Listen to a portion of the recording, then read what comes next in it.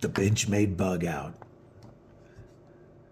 the godfather of lightweight EDC, the original gangster of super light, super slicey, can carry it even in short pockets. But the access lock patent has expired, and now there's a lot of companies that are making light knives with this style of lock. So at $180 in 2024, is it only Reputation that's carrying the Bugout still?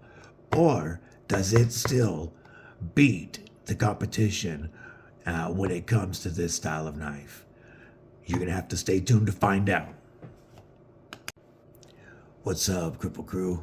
This is EDC with DBD, Disabled but Deadly. And yesterday was an exciting day for several reasons. But one of them was my first ever Benchmade Bugout showed up, a day early even. I ordered it from Blade HQ, and this thing came super quick. And I was so excited that instead of shooting a normal unboxing video, I unboxed it on a live stream. And I have carried it for a day now and played with it quite a bit. And I'm ready to give my initial thoughts and show how it compares to some of the competition. Before I do that, do me a favor, stab the like button, /subscribe. I'd love to have you here, and you're going to want to stay tuned for some of the spicy stuff coming up in the next couple of weeks. And drop a comment below. Let me know what's in your pockets today. I like to know what everybody's carrying. I'm going to start with the Benchmade unboxing experience. At $180, there is so much competition nowadays in the knife world at and well below this price point. And most companies have a pretty good unboxing experience. So I was, knowing Benchmade's reputation, I was expecting a little. And when I opened it, this is what you see. You got just a normal slide out box. This stuffing does look kind of cool, and I was excited. I pulled out the little lightweight pouch, whatever. Your zipper pouch, little lightweight pouch. Most of the time, once we open the knife, we don't use it anyway. I do have several knife cases, the zipper type that I use for many things. We'll see if I end up using this for anything. You pull out the knife and you've got the Access Tech marker under the scale and Benchmade's little manual, but no stickers, no butterfly cleaning cloth.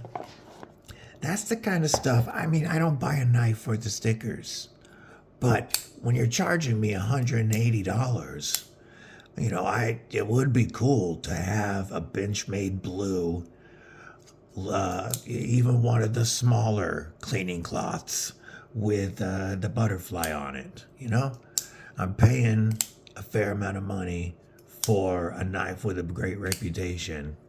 I would appreciate that.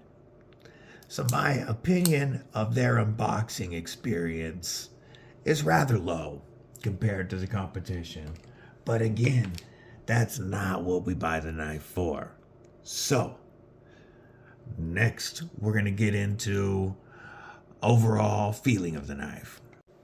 So you pull this knife out of the box and you go to flick it the first time, and boy was she super duper dry. Now I'm used to having to put KPL in knives. I do it. One of the first things I do when I get a knife is I'll drop some KPL in there and work the blade a bit, get that into the bearings or into the washers, depending on the knife, and see how it feels. But straight out the box, this it didn't want to move very well at all. So I KPL'd it up, blade with the blade, and now it flicks just fine.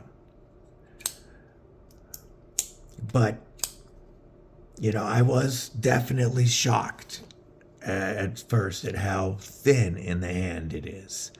And at first, that's what caught my attention, and how thin that blade stock is, how thin and slicey, which I had heard about, but it is awesome to see when you open it up. And at first, I was also on the live and people were popping on. I was chatting. I was looking forward to opening up the bag or the box from Cal EDC with the fidgets that he donated to the channel and for the giveaway. And so I didn't pay a lot of attention besides the initial thinness and getting it lubed up to how it really felt in hand.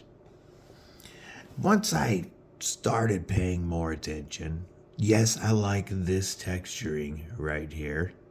That does feel good in hand. But these edges, I know this is injected molded, but these edges are rather sharp. And at this price point, I would expect these to be knocked down a little bit. It is sharp in hand when you squeeze. Now, I bought this knowing it was going to get a different set of scales. But still, $180, I expect it to feel more comfortable in hand. And I don't like... Let me get a flashlight. I don't like seeing, if I can get this to focus... See that white on the edges there? I've worked in supply chain management before, and I've worked with injection molded nylon parts. And even at a lower price point, we made sure this stuff was sanded off and wiped down before any product went out. At $180, I expect a little bit more attention to fit and finish. Again, the scales weren't my concern because I knew I was going to replace them anyway. However, when it comes to fit and finish, one of the most important things out of the box is centering. And let's see if we can get that to come. Oh, look at that. Look how atrocious that centering is. I'm trying to...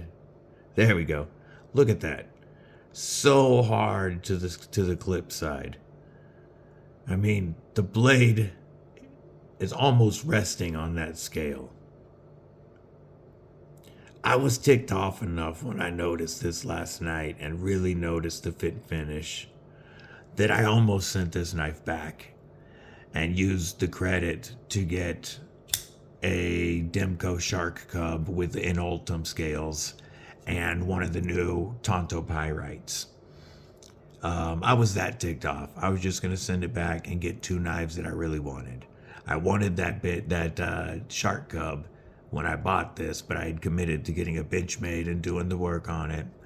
And so I decided we're going to soldier on. I'm going to do the scale swap.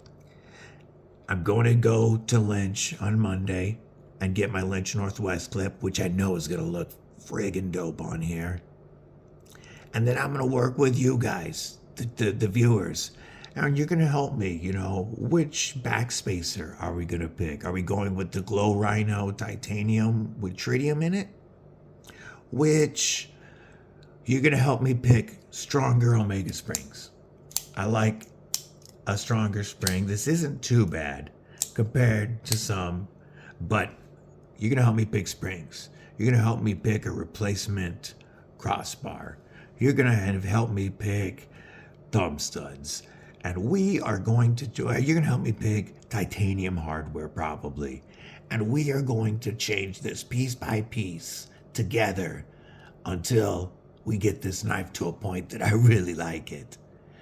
Or that I like it as much as some of the others I'm going to show you in the next part. I think that's going to be a fun project. And then at the end, we're going to total up how much it costs to get a Benchmade to make me as happy as some of the knives I'm going to show you in the next section. I want to know your thoughts on that. What are your thoughts on working together and building this out until we have a dope Benchmade? I mean, a dope Bugout. I know we can get this to where I'm happy with it. I know I'll be happy with it as soon as I swap the scales and get a new clip. But I mean, then I'm already looking at almost a $400, or well, $350 Bugout. And I'm going to show you in my next segment how the competition compares at better price points. Stay tuned for that video. Let me know your thoughts on the Bugout. Let me know your thoughts on the channel Bugout project. This will be the Cripple Crew Bugout. And make sure you stab that like button and subscribe. Stay tuned for part 2 of this video where we get into the comparisons with the Bugout and its competition nowadays. Stay safe, stay frosty, and stay deadly.